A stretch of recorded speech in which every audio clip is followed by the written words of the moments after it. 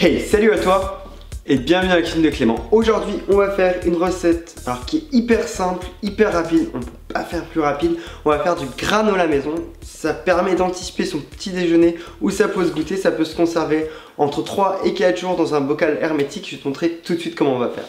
Pour cette recette, il va te falloir 7 cuillères à soupe de flocons d'avoine, 3 cuillères à soupe de graines de courge, 3 cuillères à soupe de graines de tournesol, 3 cuillères à soupe d'amandes entières, 1 cuillère à soupe de chocolat, 2 cuillères à soupe de miel et 2 cuillères à soupe de sirop d'érable. La première étape de notre recette, on va préchauffer notre four à 180 degrés en chaleur tournante.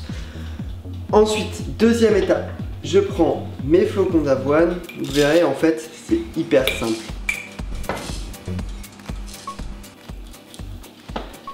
Je rajoute mes graines de courge,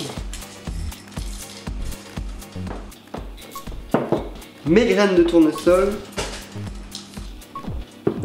mes amandes entières et mon chocolat.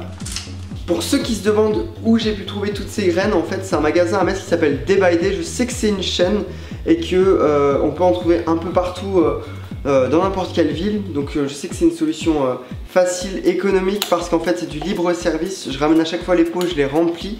Ils sont pesés avant, c'est vraiment très pratique. Ensuite je rajoute mon sirop d'érable.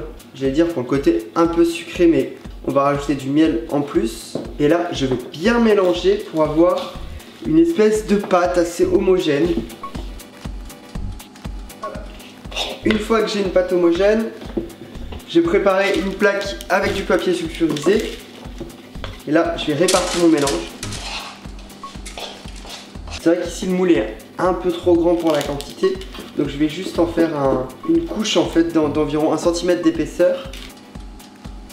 Ensuite, on enfourne à four chaud pendant environ 25 à 30 minutes. On veut que ça commence à colorer. Je sors mon granola du four et ce qui est très important, c'est de bien le laisser refroidir. J'ai laissé refroidir mon granola.